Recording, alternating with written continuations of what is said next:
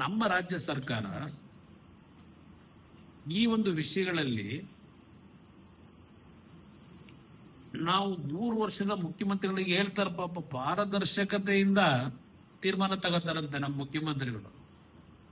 ನಮ್ಮ ರೈತರ ಹಿತವನ್ನು ಗಮನದಲ್ಲಿಟ್ಕೊಂಡು ಎಷ್ಟು ನೀರು ಬಿಡಬೇಕು ಅಂತಕ್ಕಂಥ ಪಾರದರ್ಶಕತೆಯನ್ನ ಅಳವಡಿಸ್ಕೊತೀನಿ ಅಂತಕ್ಕಂಥ ಪಾಪ ನಿನ್ನೆನೂ ಹೇಳಿದ್ದಾರೆ.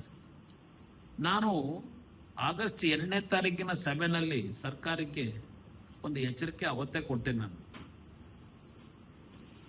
ಇವತ್ತು ಏನು ನೀವು ಕರೆದಿದ್ದೀರಿ ಈ ಸಭೆ, ಜುಲೈ 28ನೇ ತಾರೀಕು ಯಾವೊಂದು ವಾಟರ್ ಅಥಾರಿಟಿ ಅವ್ರು ನೀರು ಬಿಡ್ಲಿಕ್ಕೆ ಹೇಳಿದ್ರು, ಅದರ ಹಿನ್ನೆಲೆಯಲ್ಲಿ ನಮ್ಮ ಸಭೆಯನ್ನು ಕರೆದಿದ್ದೀರಿ. ಈಗಾಗಲೇ ಕಳೆದ 2 ದಿವಸಗಳಿಂದ ಕಬಿನಿ ಜಲಾಶಯಕ್ಕೆ KRSಗೆ ದೊಡ್ಡ ಪ್ರಮಾಣದ ನೀರಿನ ಹರಿವೇನಿದೆ. ಇದರ ಮೇಲೆ ಈಗಾಗಲೇ ಕಬಿನಿಯಿಂದ ನೀವು ಪ್ರತಿನಿತ್ಯ 25,000 ಕ್ಯೂಸೆಕ್ಸ್ ನೀರನ್ನ ಬಿಡ್ತಾ ಇದ್ದೀರಿ. ಇಲ್ಲಿ ಇದನ್ನ ನೀವು ನೋಡ್ಕೊಂಡು ನಾವು ರಿಲೀಫ್ ಆಗಿದ್ರೆ, ಸದ್ಯ ಎಲ್ಲ ತೊಂದರೆ ಇಲ್ಲ, ನೀರು ಹರಿತಾ ಇದೆ ಅಂತ ಇದ್ರೆ, ಇದು ಬೀಸೋದೊಣ್ಣೆ ತಪ್ಪಿಸ್ಕೊಂಡಿದ್ದೀರಿ ಅಷ್ಟೇ. ಇದೇ ಪದ ಯೂಸ್ ಮಾಡಿದ್ದೀನಿ ಸಭೆನಲ್ಲಿ. ಬೀಸೋದೊಣ್ಣೆಯನ್ನ ತಪ್ಪಿಸ್ಕೊಂಡಿದೀವಿ ಅಂತ ಹೇಳಿ ಮೈ ಮರಿಬೇಡಿ ಅಂತ ಹೇಳಿದೆ. ಮುಂದಿನ ಆಗಸ್ಟ್ ನಂತರ ಮತ್ತೆ ಪುನಃ ನೀರು ಬಿಡಬೇಕಲ್ಲ ನಾವು. ವಾಟರ್ ಶೇರಿಂಗ್ ಏನಿದೆ ಅದರ ಹಿನ್ನೆಲೆಯಲ್ಲಿ ಈಗ ನೀರು ಒಳ ಹರಿವಿದೆ ಅಂತ ಹೇಳಿ ಇದೇ ರೀತಿ ಮಳೆ ಸಂಪೂರ್ಣವಾಗಿ ಬಂದು ಜಲಾಶಯಗಳು ತುಂಬುತ್ತೆ ಅಂತಕ್ಕಂಥದ್ದು ನಾವು ಆಶಾಭಾವನೆ ಇಟ್ಕೊಳ್ಳೋಣ, ದೇವರು ಪ್ರಾರ್ಥನೆ ಮಾಡೋಣ. ಆದರೆ ಏನಾದರೂ ಪರಿಸ್ಥಿತಿಗಳು ಹದಗೆಟ್ರೆ, ನೀರಿನ ಮಳೆಯ ಒಂದು ಕೊರತೆ ಬಂದು ಮತ್ತೆ ಮುಂದಿನ ತಿಂಗಳಿಂದ ಸಮಸ್ಯೆಗಳು ಶುರು ಆಗುತ್ತೆ ಆಗಸ್ಟ್ ಎಂಡ್ನಲ್ಲಿ, ಇದಕ್ಕೆ ಯಾವ ಕ್ರಮ ತೆಗೆದುಕೋಬೇಕು ಅನ್ನೋದ್ರ ಬಗ್ಗೆ ಮುಂಜಾಗ್ರತೆ ಕ್ರಮ ತಗೊಳ್ಳಿ ಅನ್ನೋದನ್ನ ಸಭೆಗೆ ಹೇಳಿದೆ. ಇವತ್ತು ಆ ಪರಿಸ್ಥಿತಿ ಬಂದು ನಿಂತಿದ್ದೇವೆ. ಈಗ ತಮಿಳುನಾಡಿನವರು ತೆಗೆದುಕೊಳ್ತಕ್ಕಂಥ ಅವರ ಒಂದು ಗಾಂಭೀರ್ಯತೆ, ಅಲ್ಲಿಯ ಸರ್ಕಾರಗಳು ಈಗ ನೀವು ನೀರು ಬಿಟ್ರು 3,500 ಕ್ಯೂಸೆಕ್ಸ್ ನೀರು ಬಿಟ್ರು, ಅವ್ರು ಕೇಳಿದ್ರು ನೀವು 25,000 ಕ್ಯೂಸೆಕ್ಸ್ ಬಿಟ್ರಿ 3,500ಕ್ಕೆ, ಆದ್ರೂ ಸಹ ಅವರು ಸುಪ್ರೀಂ ಕೋರ್ಟ್ ಮುಂದೆ ಹೋಗಿ ಅರ್ಜಿ ಹಾಕ್ತಾರೆ ಡೈರೆಕ್ಷನ್ ಕೊಡಿ ಅಂತ ಹೇಳಿ. ನೀವು ಎಷ್ಟು ಮಟ್ಟಿಗೆ ಸ್ಪೀಡ್ ಇದ್ದೀರಿ? ಬರ್ಲಿ ಅದು ಆಮೇಲೆ ನೋಡೋಣ ಅನ್ನೋ ರೀತಿನಲ್ಲಿ ನಿಮ್ಮಲ್ಲಿ ಒಂದು ರೀತಿ ಉಡಾಫೆ ಇದೆ. ಇಲ್ಲಿ ನಾನು ಮುಖ್ಯಮಂತ್ರಿಗಳಿಗೆ ಕೇಳ್ತೀನಿ, ಈ ಜುಲೈ 15ರಿಂದ ಆಗಸ್ಟ್ 10ನೇ ತಾರೀಕು ಅಂದ್ರೆ ಒಂದು 25 ದಿನದಲ್ಲಿ ಎಷ್ಟು ಬಾರಿ ನೀವು ಡೆಲ್ಲಿಗೆ ಬಂದ್ರಿ? ಬಹುಶಃ ನಿಮ್ಮ ಹತ್ರ ನನಗಿಂತ ಜಾಸ್ತಿ ಮಾಹಿತಿ ಇರಬಹುದು ಎಷ್ಟು ಬಾರಿ ಬಂದವರು ಇಲ್ಲಿ ನಮ್ಮ ಡೆಲ್ಲಿ ಸ್ನೇಹಿತರುಗಳಿಗೆ. ಜುಲೈ 15ಕ್ಕೆ ಒಂದು ಬಾರಿ ಡೆಲ್ಲಿಗೆ ಬಂದರು, ಜುಲೈ 21ಕ್ಕೆ ಡೆಲ್ಲಿಗೆ ಬಂದರು, ಜುಲೈ 27ಕ್ಕೆ ಡೆಲ್ಲಿಗೆ ಬಂದರು, ಆಗಸ್ಟ್ 9ಕ್ಕೆ ಡೆಲ್ಲಿಗೆ ಬಂದರು. ನೀವು ಬಂದು ಮಾಡಿದ ಕೆಲಸ ಏನು? ಏನಾದರೂ ಕಾವೇರಿಯ ನೀರಿನ ಹಂಚಿಕೆ ಏನು ಮಾಡಬೇಕಾಗಿದೆ ಈಗ ಈ ವರ್ಷದ ಮಳೆ ಕೊರತೆನಲ್ಲಿ,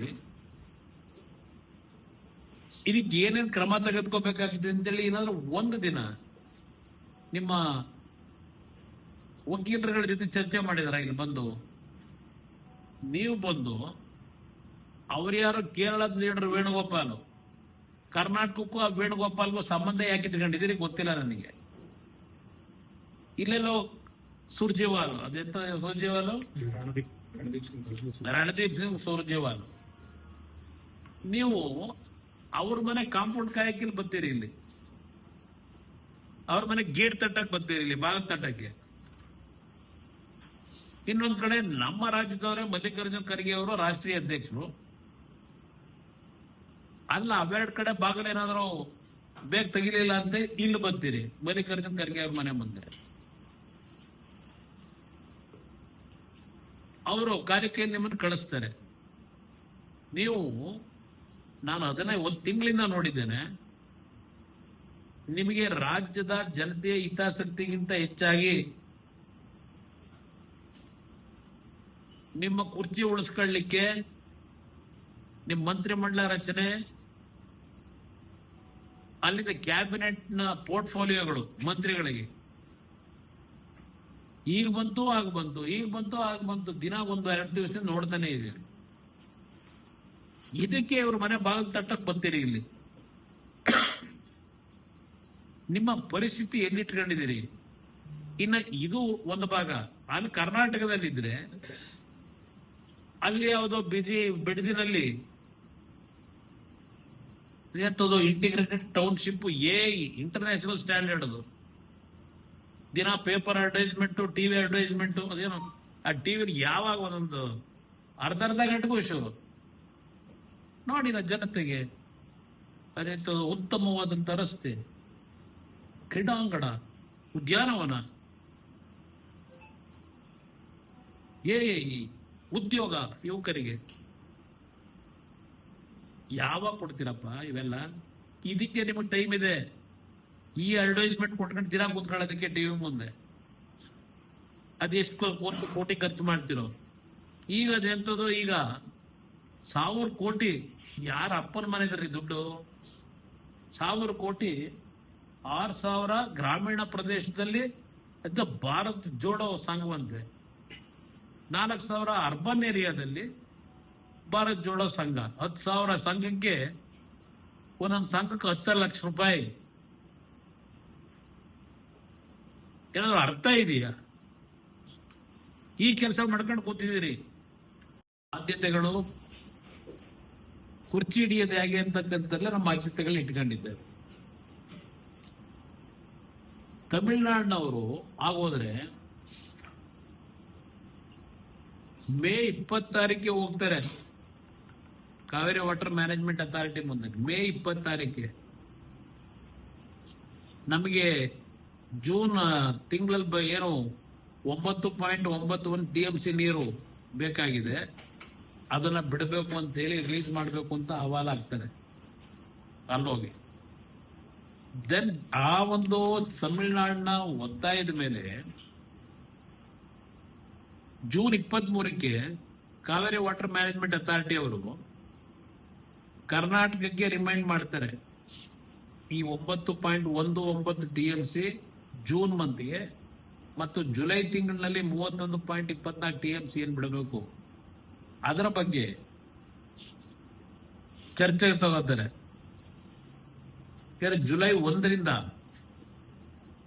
ಯಾವೊಂದು ಮಳೆಯ ಒಂದು ರೈನ್ ಫಾಲು ಇನ್ಫ್ಲೋ ಶುರುವಾಗ್ತದೆ, ಆ ಹಿನ್ನೆಲೆ ಇದಕ್ಕೆಲ್ಲ ಅವರು ತಮಿಳುನಾಡ ಮೊದಲೇ ಅಹವಾಲು ಹಾಕುತ್ತಾರೆ. ಜುಲೈ 11 ತಮಿಳುನಾಡರು ಕಾವೇರಿ ವಾಟರ್ ಮ್ಯಾನೇಜ್ಮೆಂಟ್ ಅಥಾರಿಟಿಗೆ ಕಾವೇರಿ ಯುಟಿಲೈಸೇಷನ್ ಬೆಂಗಳೂರಿಗೆ ಏನಿದೆ ಅಂತಕ್ಕಂಥ ಅಕೌಂಟ್ ಕೇಳ್ತಾರೆ. ಜುಲೈ 11 ಜುಲೈ 15 ಕರ್ನಾಟಕ ಸರ್ಕಾರ CWRCಗೆ ಹೇಳ್ತಾರೆ, ರೆಗ್ಯುಲೇಟರಿ ಅಥಾರಿಟಿಗೆ, ನಾವು ರಿಲೀಸ್ ಮಾಡಕ್ಕಾಗಲ್ಲ, ನೀರು ಕಡಿಮೆ ಇದೆ ಅಂತ ಹೇಳ್ತಾರೆ. ಜುಲೈ 15 CWRC ಅವರು ಏನು ತೀರ್ಮಾನ ಮಾಡಲ್ಲ ನೀರು ಬಿಡ್ತಕ್ಕಂಥ ವಿಷಯದಲ್ಲಿ. ಅದನ್ನ ಮೀಟಿಂಗ್ ನ ಡೆಫರ್ ಮಾಡಿದ್ದಾರೆ. ದೆನ್ ಜುಲೈ 22, 23 ಎಗೇನ್ ತಮಿಳುನಾಡು ಅವರು ಅವ್ರಿಗಿರ್ತಕ್ಕಂಥ ವಾಟರ್ ಶೇರಿನ ಶಾರ್ಟ್ ಫಾಲ್ ಏನಿದೆ ಅದ್ರ ಜೊತೆಗೆ ಅಲ್ಲಿ ನೀರಿನ ಸಮಸ್ಯೆ ಇದೆ ಅಂತ ಹೇಳಿ ಅವರು ಒತ್ತಾಯ ಆಗ್ತಾರೆ 22, 23. ದೆನ್ ಜುಲೈ 23 CWMA ಅವರು CWRCಗೆ ಏನೇನು ಪರಿಸ್ಥಿತಿ ಅಂತಕ್ಕಂಥ ಒಂದು ಮಾಹಿತಿ ಕೊಡಿ ಅಂತೇಳಿ ಅವ್ರಿಗೆ ಡೈರೆಕ್ಷನ್ ಕೊಡ್ತಾರೆ. ಏನ್ ಸಿಚುವೇಶನ್ ಇದೆ ಎಕ್ಸಾಮ್ ಮಾಡಿ ಏನ್ ಮಾಡ್ಬೋದು ಪ್ರೋರೇಟಾ ಬೇಸಿಸ್ ನಲ್ಲಿ ಅಂತಕ್ಕಂಥ ಮಾಹಿತಿ ಕೊಡಿ ಅಂತ. ಜುಲೈ 28 3,000 ಕ್ಯೂಸೆಕ್ ನೀರು 3,500 ಕ್ಯೂಸೆಕ್ಸ್ ನೀರನ್ನ 15 ದಿವಸ ಬಿಡಿ ಅಂತ ಆದೇಶ ಆಯಿತು. ಇದು ನಡೆದಿರ್ತಕ್ಕಂಥ ರೀತಿ.